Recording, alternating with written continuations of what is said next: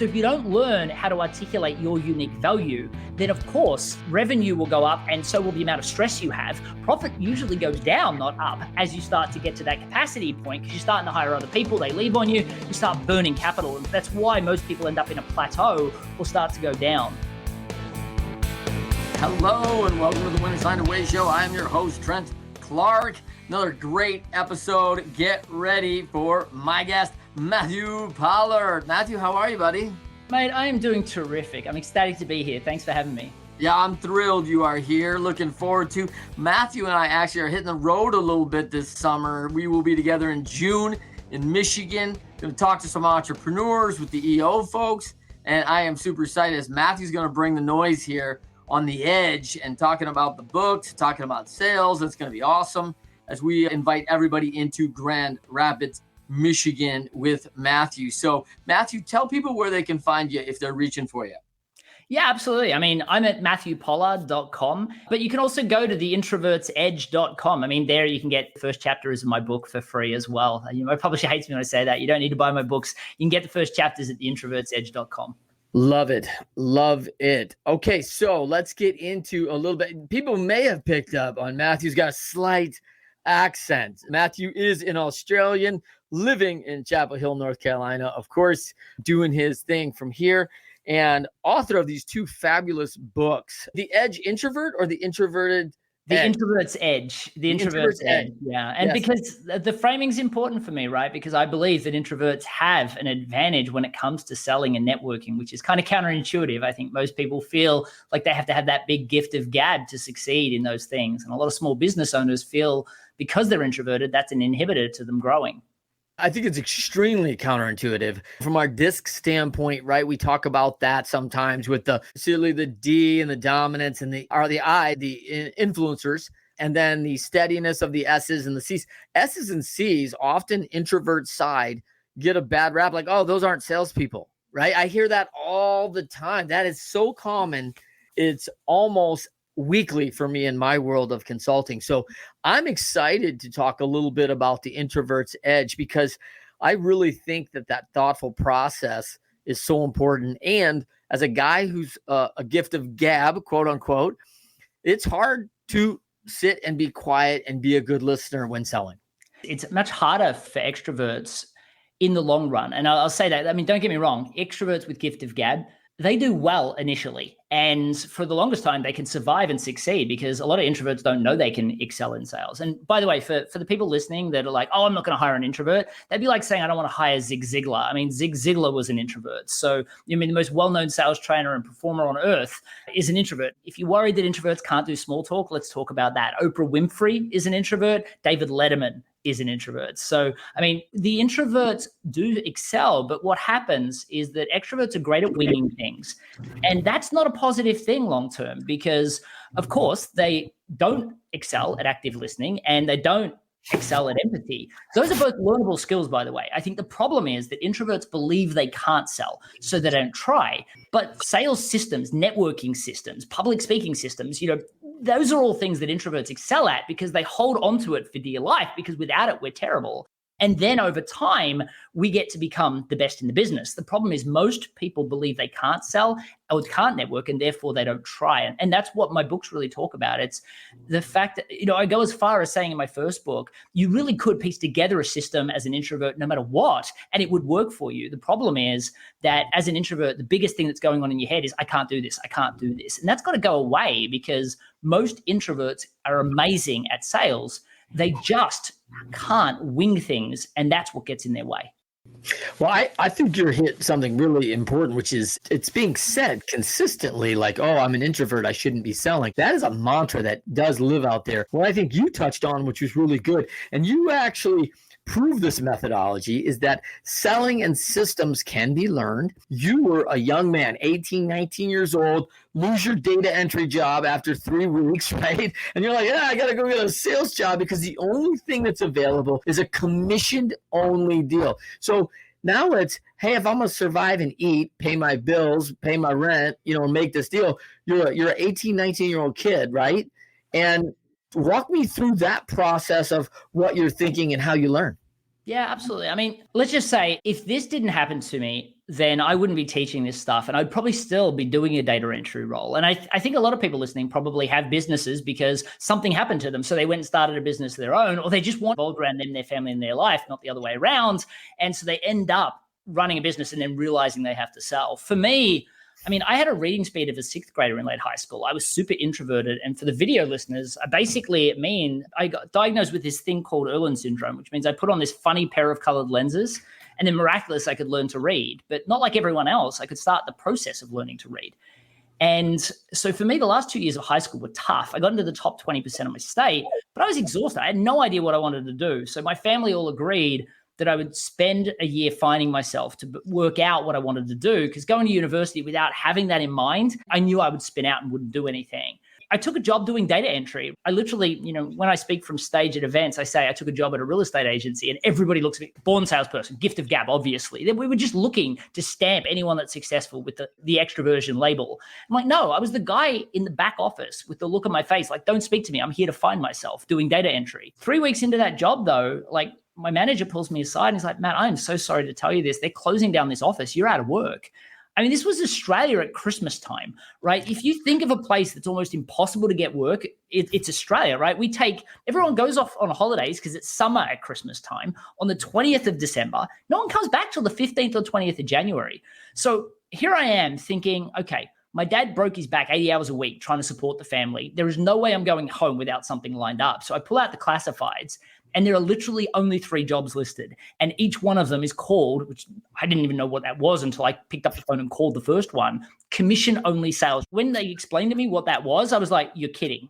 So I was like, the first thing, sales was daunting, but commission-only, come on.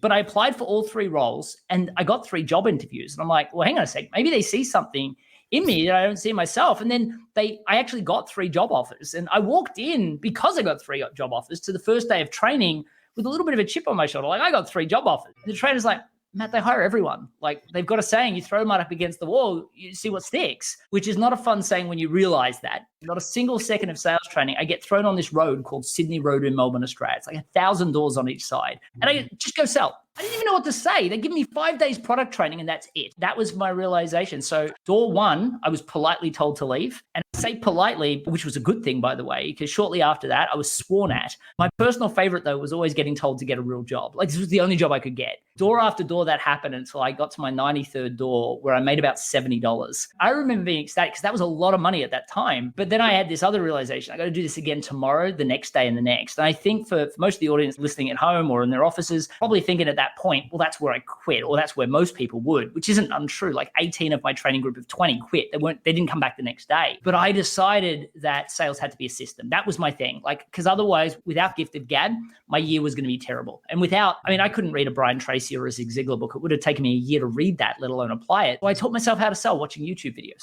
And I think this is a great example of learning. I think that kids get written off because special education, they have needs, they don't learn like everybody else. You got to wear your special glasses. And you're like, oh man, I am not keeping up with these juniors and seniors. In fact, I'm exhausted coming out of my grade school work, my secondary education, because it's a ton of work. And yet here you're learning tons via video, right? And you're learning right away, like, oh, I'm picking this up right away, what they're saying, because this is a learning style that you're very, very adaptive to. Is that fair? Yeah, absolutely. I think what's probably the biggest learning out of this for me was a couple of things. We set these barriers to say, oh, I can't do that. We tell ourselves these amazing stories, which are getting in the way of us actually taking action towards fixing them. And it's so easy to create excuses because, like, I told myself that I couldn't go home and tell my father that I was working, I needed to do commission-only sales. My father would have accepted it. Let's face it, we're not exactly living in mud huts anymore, right? It's a lot safer than it ever has been. In a lot of ways, life's not that tough. When I deliver these presentations I speak at a lot of EO events, I talk about the fact that at that point, most people would just assume that that's the way it's going to be. And they would constantly just hustle every day, hopefully relying on lady luck. And to me, that's not okay. But then a lot of people will buy $5,000 courses and say, that's going to fix my problem. It feels nice. But then when I tell them what I did instead, they're like, I would never have done that. They didn't need to do it over the time frame I did it. And I'll just explain. I mean, I spent every day, the decision I made is sales had to be a system. And where am I going to learn this system? Well, back then YouTube just came out. So I typed in sales system. And what I noticed is all these videos came up, and I literally would spend 8 hours a day applying what I'd learned the night before. And then I rush home every night and I'd spend 8 hours learning the next thing or improving on what I worked on. Weekends, I'd spend 16 hours practicing. And for most people, I mean, of course, this doesn't sound fun and I get it, but every day I got better. Like I would be, 71 doors, then 46 doors, then 20 doors, then 9. Then I got it down to eventually closing a door every, I would literally make a sale every 3 doors. And literally my boss pulls me in. I remember it was about 6 weeks later and I thought I'd done something wrong. Like he had this weird look on his face. I'm like, I'm going to get fired again. Like I've seen that face. And like, I remember I was the quiet guy. Like I used to hand my paperwork in downstairs. I didn't even talk to anyone upstairs. All these boisterous sales reps talking about how they locked in that deal or how the market's getting tougher. I talked to no one. I kept to myself. And he had this puzzled look and he's like, Matt, we just got our national sales figures. And back then they used to get them about once a month. And he said, you're the number one salesperson in the company. And I mean, this was the largest sales and marketing company in the Southern Hemisphere. This company employed thousands of commission-only sales reps all over the country, selling telecommunications, oil and gas, like just ridiculous. It took 6 weeks. And yet I've carried that success into everything else that I've done. This regimented, I agree that it's a system and I'll apply that system. I'm willing to do a short-term amount of pain for a long-term reward. I mean, now I teach people sales. I mean, when I had to sell to eventually, I don't know why they did this, but they were like, you can sell, we're going to promote you to manage. I don't know why people think that you can sell so you can manage. I was terrible at management. I got given a team of 20, they all quit. I went back to YouTube to learn how to do that and I got good at it. But most people say, well, I would never put in that amount of work for 6 weeks. Well, then do it over 6 months. Do it over 12 months. For most people listening here, they've spent a lifetime learning their functional skill, and then they fail to earn the money they deserve for one of 2 reasons. One is they're introducing themselves by their functional skill, which is nuts. They've kind of already lost at that point and they're fighting on price. Or they get a customer that's literally trying to buy. They're just so bad at it and they fill the customer's head with jargon, like this fire hose of information, and they can't close the deal. And that is something that even if you put a small amount of dedicated effort for a period of 6 months, you would double the profit you're making. I mean, we're talking just offline, Trent, about, an accountant that literally went back and sold to his current clients. He put his prices up by 430% and he sold to 82% of his current clientele just by learning a methodology and learning how to differentiate himself. Yet most businesses don't do that. They work so hard, feeling underappreciated and not making the profit they deserve. Yeah, it's amazing. I mean, it is amazing. And it sounds simple, right? It sounds simple on paper, but a plan, having a strategy, having a system, having a plan. And by the way, I kind of laughed about your YouTube reference because probably about 20 years ago, I remember watching Good Will Hunting, right? And he was the brilliant guy from Boston, right? Who goes, he's running around Harvard's, back school, Yeah, and he's like, cost you $3.95 in fines at the public library. Like the information's all here. Like you don't need some special degree. Like the information's out there. If you're not going to get it, that's on you. Yeah, I agree with that. I mean, so I have different views on education. And what I mean by that is I had no money to my name, but I did have time. So YouTube, everything you'll ever need is on YouTube. And especially these days, the amount of content we have on Audible, you can do all of it yourself right now. I mean, we talk about EO, there are other membership groups as well.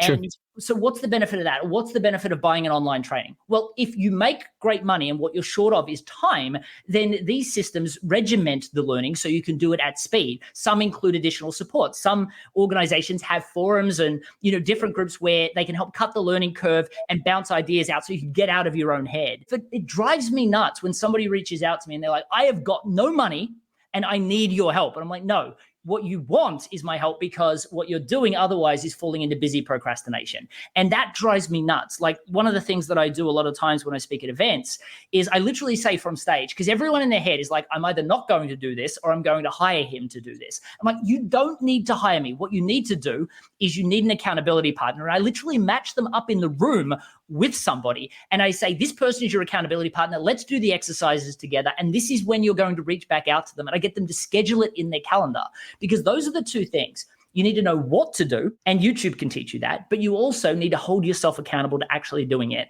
And the truth is, most people just don't do that. So I could have spent the next 6 months saying, I'm going to learn sales and reading a few books, but not actively applying it. But instead, I went and I practiced it and I applied it, and therefore YouTube worked. And that's the thing that drives me nuts. A lot of the people that I meet they're either struggling to make six figures or they're making a good six-figure income relying on the feast and famine that comes with referrals, which a lot of times is the best type of sale they can get. And that's just because their marketing doesn't work. But they don't improve their packaging. They don't improve the way they sell. And they say that they want to, so they read a book. They might even hire a consultant or buy an online program. And then they kind of shallowly do it. And then they go back to what I call busy procrastination. They do the busy work of their business that feels like they're moving forward, but all they're really doing is holding their head in the sand because they don't want to do the things that are uncomfortable. And the truth is that it's usually uncomfortable. Like I say all the time, like if you start with sales, you've already lost, because if they see you as an insurance salesperson or as an accountant or as a language tutor, well, then they're comparing you against everybody else. Like we were talking offline, like if you say, I do DISC assessments, well, then people just go and say, well, everybody does DISC assessments. Let's go shopping for the cheapest DISC assessment provider, because you're literally defining yourself as milk, right? There's nothing different between me and everyone else. And even most milk brands differentiate better than most service providers do. Unlock the full potential with your business with Leadershipity. Our proven strategies have fueled growth for countless organizations. Ready to elevate your leadership and scale your success? Book your free 15-minute consultation now. Click the link in the show notes below and let's make your business soar. Yeah, it's interesting how you frame the information, right? I've been in this game of data. First of all, you made a perfect description of hyper learning, right? Taking all this content, taking people's experiences, like funneling it in, and like that's my value of the entrepreneurs and the entrepreneur organization, EO, is like it's hyper learning. I see this in the military. Like I'm gonna go to SEAL training. Oh, you're gonna get really good in like 8 weeks. It's right? Like it's gonna be crazy, right? Pro sports is very similar. Where my environment, where I came from, it's like all these athletes coming in, the best in the world who've worked at the highest level, and they go, no, that doesn't work. No, that doesn't work. No, that doesn't work. Like these work. This worked. I like that. Click, and you're like, bam, bam, bam, and you're like, man. And everybody checks their ego at the door, and then you go in, you just hyper learn, and you're like, dang, man. And then when you come out of the room after a few weeks, everyone goes, holy crap, man, you just went and got a lot better. Like, yeah, I figured out the system, man. Like it's crazy, and you don't realize it because everybody's good inside the room. And so you're like, oh man, am I really growing? It's kind of like working out, right? Where you work out, you're like, I don't see any changes, like, and then all of a sudden someone you haven't seen in a couple months goes, holy crap, Matt, what are you doing, man? You're doing great. Like, this is incredible. And you're like, yeah, damn right, man. I've been putting stuff in every day, like the work. But the other thing I got out of your message there was, I've been in this game a long time. I am a very well paid accountability partner.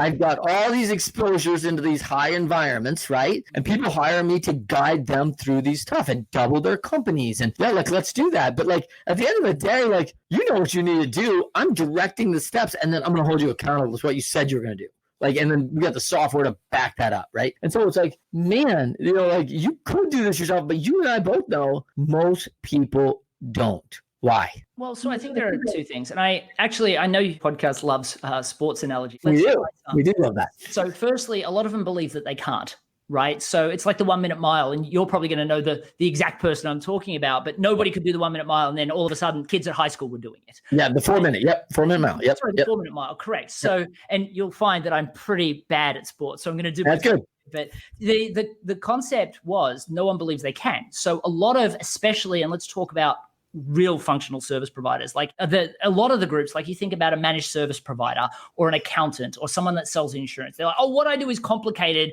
It needs to be, I need to educate the client so that they can make the best decision. No, that's what you're telling yourself, so that you don't need to learn sales. And there are two reasons you're telling yourself that. One is because you think that the customer's job is to make the decision on the direct. You're the expert. Like the biggest thing that your job is to decide what the customer needs and get them out of their own way to buy your stuff. But because you don't know how to do that, you're going to educate the client, which only gets the client in their own way. And then they're going to buy a product or service from somebody else that service isn't as good, probably, just because you weren't able to do it. So the truth is that if you want to serve your clients, you need to learn how to sell. But then the second thing is that once they believe that they can, the second one is to allocate time. And this is what I've seen with a lot of small businesses, especially small businesses, is that when they're doing the accounting work, they're getting paid. When they're doing the other work, when they're working on things behind their business, they appropriate that as good, valuable time. But because, and it's kind of a hybrid, they believe that they're going to learn sales in the room. They're going to believe that their networking is transactional, so they're just going to do it in the room. They don't allocate time to planning and preparation for that. And because of, and they see it as standing still. So their brain kind of tells them, we're not running forward. We're not running forward. And because of that, they feel uncomfortable with doing those activities. A lot of times I'll say, marketing's not that complicated. If you sit in a room for a couple of hours, you will literally catapult forward. But most people in those couple of hours feel like they should be doing other things. And if I could to bring this all the way back to goal setting, it's because most people have a scattergun approach to goal obtainment. It's funny when I tell people to set goals, and this is an exercise I do for everybody that before I work with them or before they, even if they work, actually I give it away. I give this exercise away for free in the free video implementation training in the back of my book. But I literally tell them to set 3 business goals, 3 personal goals, 1 selfish to themselves, because that'll drive them. And it's like, all you hear is, I'm going to make $1 million in this business. I'm going to do this other thing. That's overwhelming. You're not going to do any of it. So most people sit down and write goals every year or every couple of years, and they never hit any of them. And they're used to just resetting in the following year.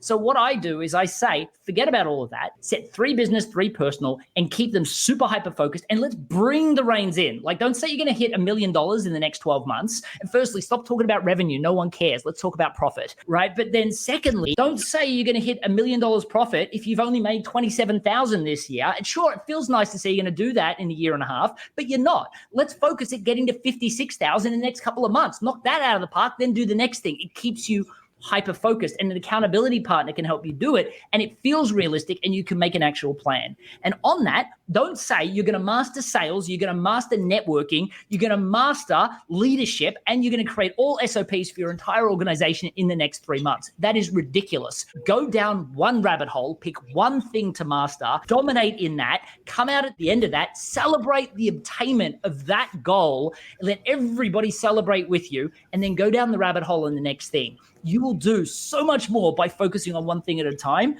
to excel at than focusing on 6 things and achieving none of them. And I like this. Let's use your accountant. Just your example, this company, right? Realization rate. That's what an accountant, big KPI. Let's get some realization rate. All right. So if we get a realization rate from 88 to 90%, we made 2% better realization.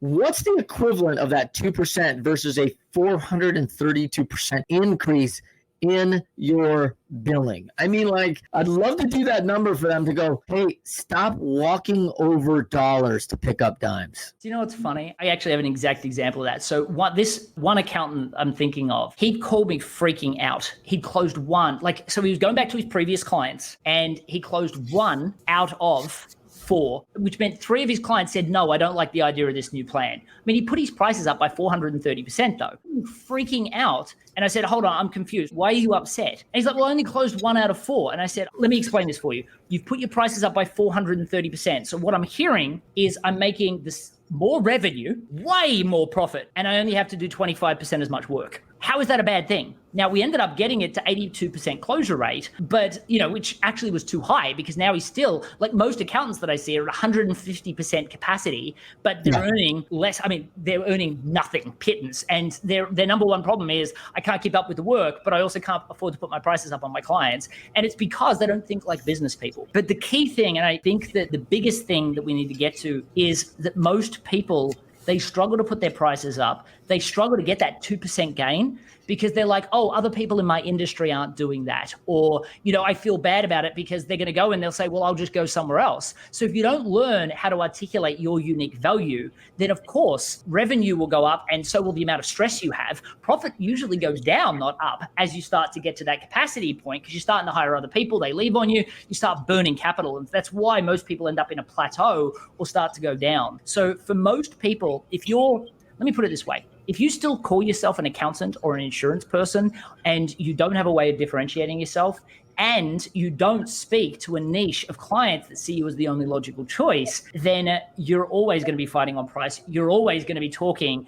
about the revenue that you get, because it's embarrassing to talk about the amount of profit you have. I'd like to think that in America, and I know, you're relatively new to America. You've been here, a quarter of your lifetime. And I want every kid to go get 92 no's before their first yes. Like, I want every kid to understand, like, because I think right now we're doing a disservice, Matt. Like, I see a lot of people going, oh, hey, be an entrepreneur, start your business. It's easy. Like, hold on, man. Like, first of all, there's going to be a lot of effort. It's going to be a lot of work. Like, it's going to be great. It can be awesome. You can do this. I know you can apply rapid growth. You're an expert. So you can apply rapid growth to almost anything, right? And it's there for the taking. But there's a learning curve. Like, you are going to have to get in this and work. And I feel like, like you said, oh, man, how many quit after the first 10 no's? They were just like, oh, this doesn't work. It's not going to work. Get 10. No one's doing 10 no's. Most people give up on 2 or 3. I mean, yeah. The people listening, how many networking events they've actually gone to before they decided they couldn't network, right? Or how many actual sales conversations before they decided they just didn't have the gift of gab? No, let's go out and sell, or let's just keep doing it, or learn the system. They just give up. The truth is that, the 93 doors is absolutely helpful, but not without planning and preparation. And I'll give you an example. I think that the best example I can give you is that going in and beating your head up against the wall is not helpful. Like, a lot of introverts say, I'm not going to learn a sales system because I don't think I'm ever going to be able to sell, right? But so then they go and wing it, and that's a lot more painful. And then they spend a lot of time writing proposals and following people up. That's a lot more stressful and a lot more time. Like, I'll give you an example. There's a guy called Nick Jensen. He was an insurance salesperson, and he had read my networking book. And he's like, Matt, look, I try to be interested before I try to be interesting, talking to them. And eventually they're like, oh my gosh, Matt, Nick, I can't believe I've been speaking to you for 20 minutes.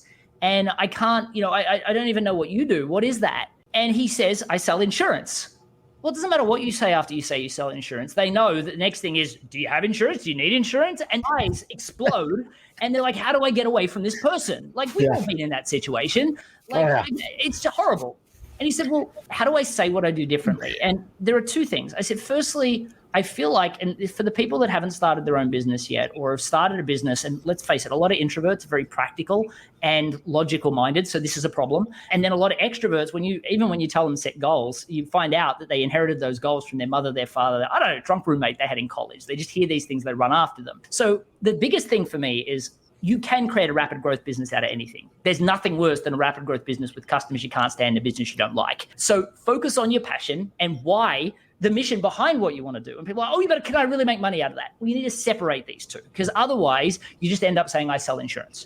So Nick is a classic example of this, because I said, he comes to me and he's like, what can I do differently? And I said, well, firstly, you said you sell insurance. Like, I need to understand the passion behind this. Like, because otherwise you go into a networking event. Like, think about me. If I said, oh, I'm a sales trainer, they would literally look at me like I'm one step above a scam artist. If I said I'm in marketing, like, oh, I do marketing. How much do you cost? And I'm like, all right, so now I'm talking about price. I just met them. It's the classic elevator pitch, right? I do this for this group of people, even if they have this common problem, which basically is all I centric, which basically sounds like, hey, I do this thing and I'd love to hire you. I'd love to, work with you because, if I got you as a client, that would money, I'd be able to buy a new car, and I really need a new car. Like, it's so transactional. It's horrible.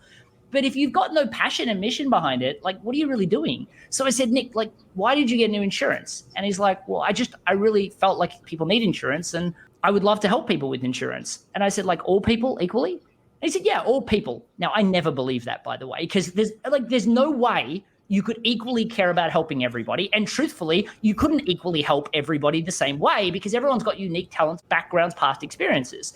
So I said, all right, Nick, let me give you an example. Somebody that earns $50,000 a year versus somebody that earns $250. Which group do you want to help most? He said, well, obviously the 250. I'm like, why? Said, well, they make more money. They can buy more insurance. I'm like, that's not passion, Nick. That's just, I want more money. I said, let me ask you a different question.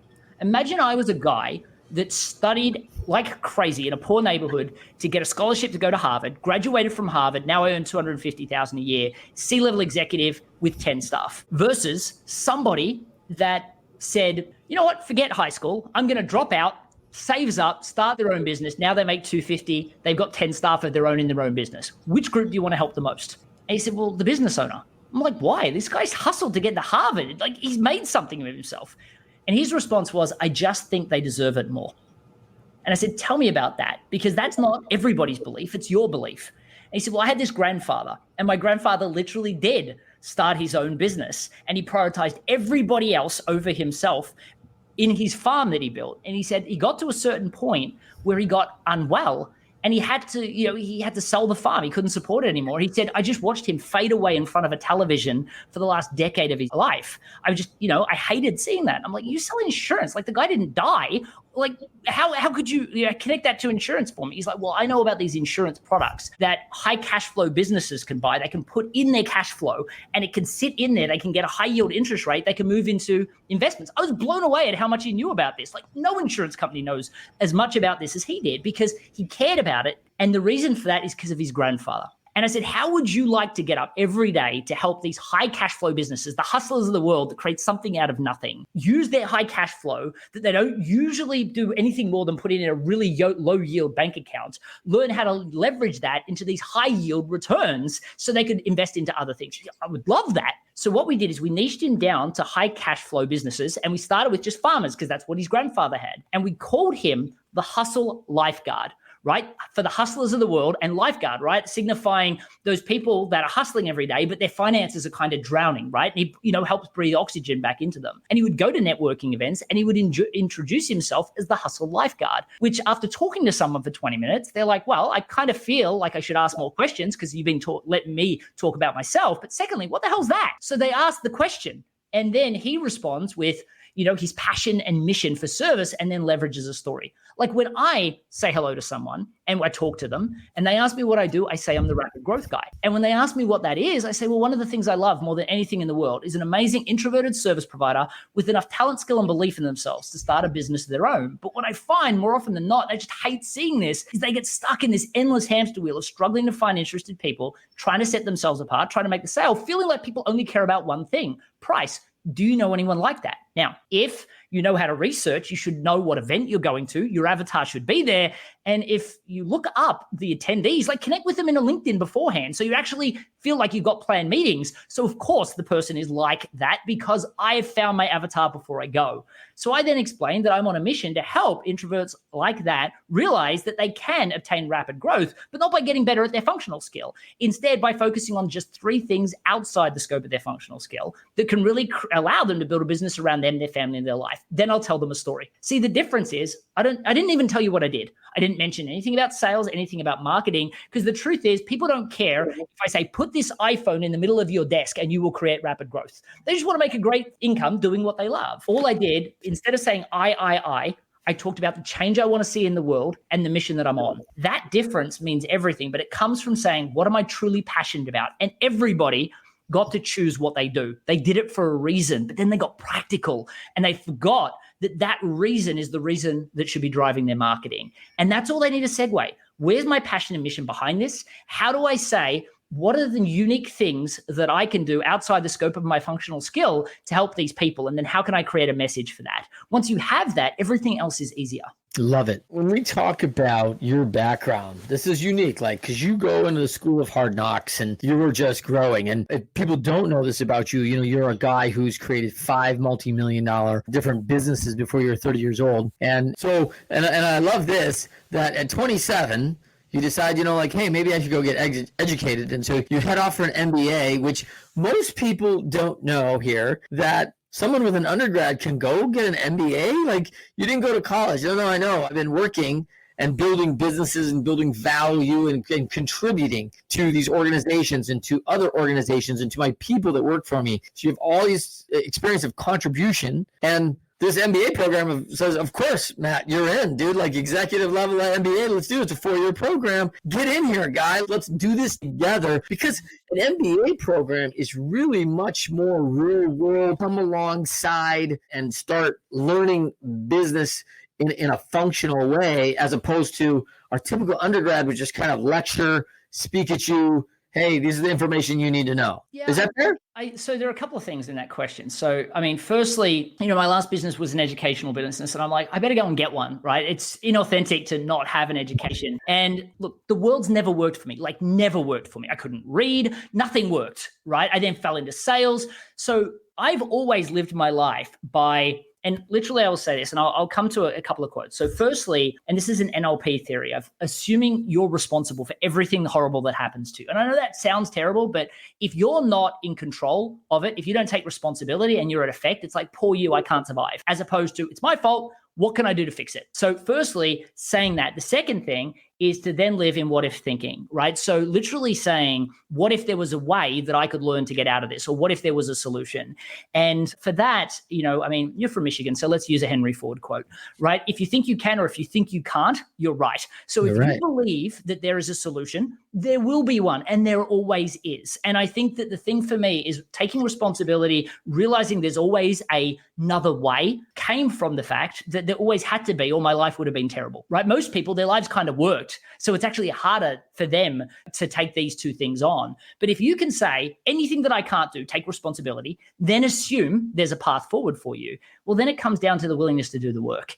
And if you're not willing to do the work and you just want to go back to what's comfortable, what do they say? Getting out of your comfort zone, that's where the magic happens. Sure, but actually doing the work over a longer scale. And that's why having very structured goals is really important. So for me, I need to get an education. Okay. But I'm not going to do an undergrad, because everything I'd heard about undergrad is it's the learning and regurgitation of information you're never going to care about once you graduate. And I was like, you know what? I'm not doing that. I want to do an MBA. And everyone said, well, you can't do an MBA, Matt. I mean, you don't have an undergrad. And it was like all these people telling me why I wasn't good enough to go and do an MBA. And I'm like, well, hell with that. I'm going to go find a way to do an MBA. And then I discovered there were 2 universities that did an executive education. And, and the requirement was, 1, you had to do a test, which basically meant you had to do this basic IQ test to prove you're exceptional. And then the second one was you had to have 8 years of senior leadership experience. And I could have assumed as a business owner, that wasn't senior leadership. I was running my own business. And then I applied anyway, because again, I took responsibility. I assumed that it was going to work out. And funnily enough, it did. So what happened was I applied, I got accepted, and I got to do it. And I got to learn, I would say that qualification was wonderful, because I got to learn how to apply theory, which is what an MBA focuses on, rather than regurgitate theory. And funnily enough, when I met my now wife and I said that this is the qualification that I have, she was like, well, you would never have been able to get to do that in America. And I said, okay, I can imagine, I don't know enough to say I could have, but I also don't want to assume that that's not the reality. And I bet you this is going to come up from time to time. So I looked it up. And it turns out that my university is also the sister university of the University of Texas, which also offers an executive education program with the same rules and to get in. So the thing is that people create these stories for why you can't, or they do what everybody else does. And for me, I just live this life that I have to do everything differently, because the way other people do it doesn't work for me. And I think that that's actually a negative for other people. I've got, one of the quotes that I coined, which I think is really helpful in this point, is, the adversities we face seed the success of our future. And unfortunately, I feel like a lot of people haven't faced specific adversities that I faced when I was younger, which means they never got to take responsibility, say, what if there was a solution, and then take responsibility, because life wasn't really that tough. And that means they've had a little bit of pain for a really long period of time, as opposed to a lot of pain in a really short period of time, which is what I experienced. Well, I think one of the things I love Stephen Covey's quote. You are responsible for your results, right? And we were just talking about that this week, a fellow client of mine. And man, it's like we expect folks to take responsibility. We want our team members. I want to surround myself with winners, right? Our show, winners find a way. Winners, when shown data they're losing, find a way to win. I want solutions-driven, solutions-minded people who are like, hey, I'm not sure this works. And your mind is going through this as an undergrad, I don't think serves me. So let me find a way if I can just go directly to the MBA. And yet there's all this information out there that centers around that says, oh, no, you can't do that. And we believe it. Like there's so many people who believe, oh, you're an introvert, you can't sell. Oh, well, I believed it because somebody said it. And I don't know who has the street cred that I should believe that, right? Like, it's like, well, I did stay at a Holiday Inn Express last night. Like, yeah, I don't know if I should believe you that an introvert can't sell because you've got this, what background to tell me that's true? But we do believe it as truth. Why are we doing it, Matt? Well, so the thing is that we love our little stories. They mean that we don't have to work very hard. Like, that's the thing. Like, life's convenient. Like, I've got a choice that I can tell myself the story that I can't do an MBA because I don't have an undergrad, which means, let's be honest, I get to watch a ton more Netflix. Or I could not tell myself that story, find a way, which means I need to go through all the work of applications. It's just easier to say. I mean, what's that? I think it's Robert Kiyosaki that said the reason why there aren't more entrepreneurs out in the world is because people would prefer to have a very mediocre life where people treat them poorly than have unpredictability in their life, right? And business, running your own business has a lot of variability. And for a lot of people, they can't take it. For me, I live in this world of what if. Like a lot of times when somebody says, oh, there's no way to do that, I'm like, what if there is a way? And that's just my natural go-to. Yeah. I think that for a lot of people, especially like you think about, people that are in insurance, life, isn't that hard. They hustle, they get a little bit of insurance deals, they get enough to, keep the lights on and okay living. Accountants, yes, they're at 150% capacity. Yes, they go to a networking event. The moment they say I'm an accountant, the people, switch off and they're like, how do I get away from this person? But yeah, and every now and then somebody says I need an accountant, and it kind of works. People are willing to accept this subpar because they're not willing to do what other people aren't willing to do. And because of that, they get to live very mediocre lives like everyone else. And I mean, I know that, you're a big fan of EO and so am I. And funnily enough, I actually started speaking at a lot of EOs more recently because I got picked up to speak at a ton of corporations because The Introvert's Edge, my book, has this really good chapter on storytelling. And everybody has books on storytelling. Mine's a chapter. And my joke is that we introverts overcomplicate everything, right? So, I wanted to make one chapter instead of a book so we could actually apply it. But it meant me doing all these sales kickoffs. And I just got listed by Selling Power magazine as the #1 sales kickoff speaker in the world, which is great, but I love speaking at small business. So I then went to the effort of going out of my way to source EOs so I could speak at them, even though, sales kickoffs pay a lot more. I love that piece, right? So I love doing it. But what's interesting is that I don't create excuses and I focus on what I want, not what's convenient.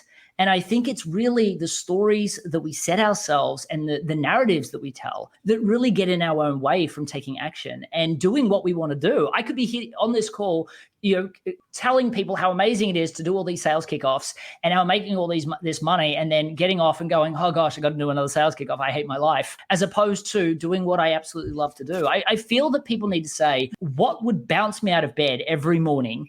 I mean, because that's the thing. Like, I've created 5 multi-million-dollar success stories. I didn't say that I was happy in every one of them. There were some that I was printing money and they made me miserable. So the thing that I would say is I literally, I hope people can understand the energy that I'm putting into this, but it's because I love this. I love doing exactly this. But the problem is, and I'm going to come back to one specific thing that I think is really important. We've got to stop lying to ourselves. And when you break through an adversity, you have to be honest about it so you can help others. And what I mean by that is I could quite easily say I did my MBA and everybody would assume that I did an undergraduate. But instead, I openly will talk about the fact that I skipped it, not as a point of pride, but I want other people to know that they can do that too, because I actually will say that I'm a much better business owner now because I did my MBA, right? Where there were things I didn't know that I thought I knew, and I've probably saved or made a ton more money because I did it, but I wouldn't have got any value from an undergrad. Now, on top of that, I will say there's a lot of introverts that will say, and funnily enough, so I spoke at the AAISP Leadership Summit, which imagine all the best senior leaders in sales, the best in the business, and they're all there. And I did a survey of all of them beforehand, whether they were introverted or extroverted. And you should have seen some of the responses. I was introverted, but don't worry, I'm extroverted now. Like, firstly, what's wrong with being introverted? And secondly, how do you think it's something you can change? Yeah. And what it is obviously an introversion is just this, where you draw your energy. You draw your energy from being by yourself. You're an introvert. If you draw your energy, it doesn't mean you can't sell, right? But if you draw your energy by being an extra out with people, you're an extrovert. Now, this podcast is going to take far less energy than 150 podcasts ago. Why? I have a system.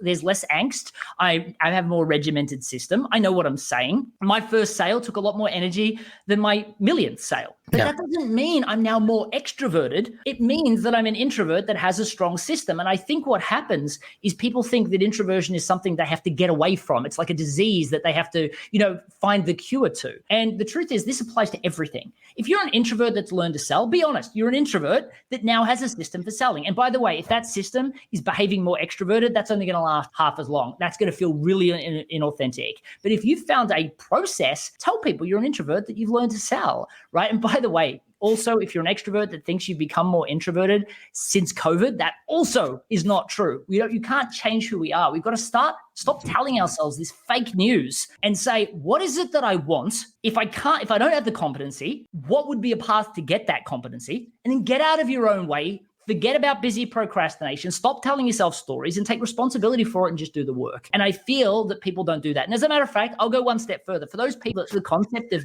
Nick's story, the concept of coming up with the hustle lifeguard, the rapid growth guide, finding your niche. Like if you're just selling and you're not differentiating at all, again, you don't need to hire me for this. Just go to matthewpollard.com/growth, download that template. There's a 5-step template that will tell you how to create your own version of the unified message and discover your niche. Don't call me for help. Reach out to somebody else that you know that is, and if they haven't listened to this podcast, get them to listen to this podcast and say, I will spend an hour helping you do this if you spend an hour helping me do this after listening to this podcast. And spend 2 hours together, and you will find that, I did this at the National Freelance Conference. 200 people in the room, 97% of the people walked out saying they had a unified message that will excite people to want to know more and a niche of willing to buy clients. The whole session was 90 minutes long. It's the saddest thing in the world. This stuff works, just people don't spend time doing it. That's awesome. So a couple of things that you've been challenged with in your life. It always hasn't been perfect, right? I mean, Matthew, plenty of challenges along the way. As a young guy, you're with a group. I mean, by the way, you're a young guy now, in my opinion, by the way, and you look younger. So I'm going to out you right here. Most people don't know that Matthew Pollard's almost 40 years old now. And, even though you look 27 still, it's impressive. So, but you're a young guy in your 20s, and you're on your second or third company. You have a group outing, and somewhat of a madman attacks you in a bar, unprovoked, a drug, induced kind of person. And you've got to, take all this abuse to your face, over 25 stitches to your face. And you've got to be a young looking guy going out and doing sales. And now basically trust is off. I mean, I don't know what you look like coming in and trying to talk to somebody at this point. How do you reinvent yourself at this point, knowing, man, I don't know how I'm going to bring these people right to the pain point and get this conversation going without them being distracted by what's happened to me. And there's probably a lot of questions, but there's also a trust issue. Talk me through that. Yeah, absolutely. Well, actually, let me preface with one thing first. For people listening to this is something I've not actually shared very much on podcast. Well, actually, I've never really shared it out, so maybe one other podcast. And the reason I'm saying this is I want people to notice the difference between some of the answers I've given in the past that are really planned and prepared, and this introvert trying to do something off the cuff, because you'll realize very quickly I'm perhaps a little bit less polished in this answer. So the answer is, this was tough for me because if you're talking about a guy, I had really bad acne. I told you about a presentation where I show a photo of me at my sister's wedding, and it's, you want everything to be perfect for your sister's wedding, but all the photos had me with really bad acne. I struggled to talk to anybody, and then I was in door-to-door sales, right? So that was really tough for me. But what I did is through the process of developing this system, I developed some confidence, and I became, much more innerly confident that if I just followed the system, it wasn't about me and I could sell. But that system that I fostered was really very much about developing trust and rapport with people, having people believe me that I'm, they could trust me. This kid has their best interests at heart. And we'll talk about the event in a second, but then all of a sudden I have 26 stitches to my face and I look like I was in a bikie gang and, trust was out the window. So I had to really rebuild my entire sales system in a way that leveraged it leveraged information storytelling, which is what I learned. Storytelling, when I deliver keynotes on storytelling, I help people realize that the reason I deliver all of my keynotes where I start with a story is when you tell a story, and I don't mean like the business stories you do, like case studies, customer wanted this, so we gave it to them. I'm talking more, let's be honest, the theatrical masterpiece of how you and your wife met, right? I know my wife and I, we removed certain elements, we've added certain elements, embellished a little bit, and we're like, now, I say this, my wife says this. We look at each other, we're like, that's how we met. And everyone's like, wow. It wasn't always a wow story, right?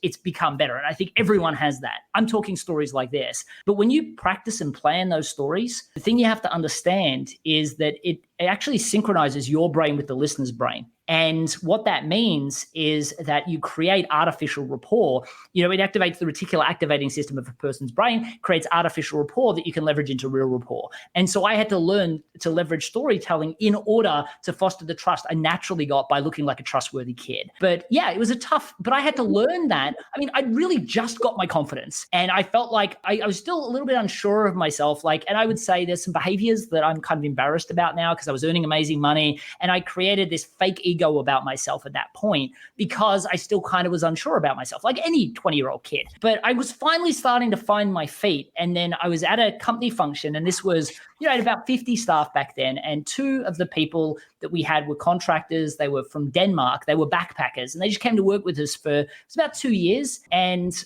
they got engaged, and we ran a company function to celebrate it. And it was in a back room, private event. And in Australia, we had this really bad, it was actually two things happening at once. So one is we had this drug problem around, it was called ICE. And I'm not sure if the translation applies here, but people were having this, and it just caused them to go crazy. Like my brother-in-law's works in ICU as a nurse. And these were people that didn't want you to remove their ICE hit because they were so into it. You have to have 6 security guards hold them down. And then at the same time, there was all these glassings that were happening. And that meant, smash the glass on the bar and stab people with it. And I actually became the victim of both of those things at the same time. So we had a company function in a private room, and they had this person on camera that had been there for hours. He obviously was drinking, but he was under influence of something else just based on his demeanor, apparently. But he just stormed into the room that we were in. He'd smashed the glass on a bar before he came in, and he stabbed me in the face with it. And I was like 3 millimeters or 5 millimeters from my eye, or I would have had a glass eye, and I got 26 stitches across the side of my face. So here I was finally getting my confidence at a company function. And then all of a sudden my job, I still would take salespeople out and show them how easy it was, give them the system.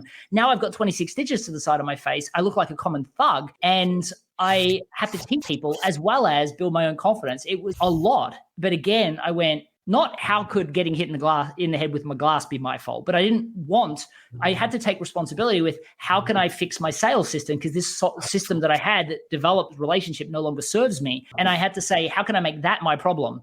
And then that's where I discovered telling much stronger stories to generate rapport. And then, I found that method now helps me so much more, because that's the method that leads to me speaking to all these sales kickoffs, because, I'm literally showing people the framework of story that's a lot more about the actual characters in the story, making the decision maker the hero. And most salespeople just want to brag about themselves when they're telling a story, and it's a case study. So it's actually been one of the single most, when I speak at small business and corporate events, if I'm speaking at small business, I talk about rapid growth, and then I say, okay, let me give you one practical thing you can apply today out in the field. And everyone's like, it's going to take 8 months to learn story. I'm like, no, we're going to do it right here today. And I'll even transform somebody's story from stage so they see that it takes minutes. And it's a totally new methodology. And all of it came from getting hit in the head with a glass. So it's one of those things, I think that people appreciate that. While in the moment, it's awful. It's a terrible thing, right? But absolutely, the trials force us to adapt. It makes us see the world through a whole new lens, like unbeknownst to me, and, unprovoked, here I am, I'm sitting in this situation, yet the world doesn't stop. I still got to adjust and make it happen. So I love that. Before we go here, I want people to be able to go to that site again. Give us that site where they can check out the one page on growth. Yeah, absolutely. So that's at matthewpollard.com/growth. And, I would highly recommend people start there, because for me, if you don't know your niche and you don't know how to articulate it clearly, like I'm the rapid growth guy, I'm the hustle architect, I'm the China success coach, as opposed to I'm an accountant, I'm a financial planner, there's only a certain amount we can improve in the sales process. We can still increase your ability to sell, but it's always going to be harder than it needs to be. Yeah. I'm going to start there today, man. Yeah, I'm going to start there. So, Matthew, so good to have you on today, man. Learned a ton. Love to learn. For everybody out there, please go up, pick up your copy. Introvert's Edge, both in sales, Introvert's Edge in networking, both out now. And, man, listen, over 150,000 copies sold, I think, right? Like, you're just booming. I see you got 41,000 followers on LinkedIn. You just continue to be a man in demand. So thrilled that you could join us here on the Winners Find a Way show. It was my absolute pleasure, mate. Thanks for having me on. For everybody else, thank you for joining us. We'll see you every Friday, 12:30 p.m. Eastern, 9:30 a.m. Pacific. The Winners Find a Way show. We are live on YouTube, LinkedIn, and Facebook. And you can always catch all of our episodes on your favorite podcasting network. Come check us out. And until next time, winners find a way. Organizations come to me all the time with challenges of execution and communication with their teams. We help build a system through Bloom Growth and software that gives them simplification and prioritization. I teach, facilitate, and coach these organizations to literally double their value If you're interested in gaining your individual and organizational growth, please email me at trent@leadershipity.com or click the link below and book a 15-minute call on my Calendly.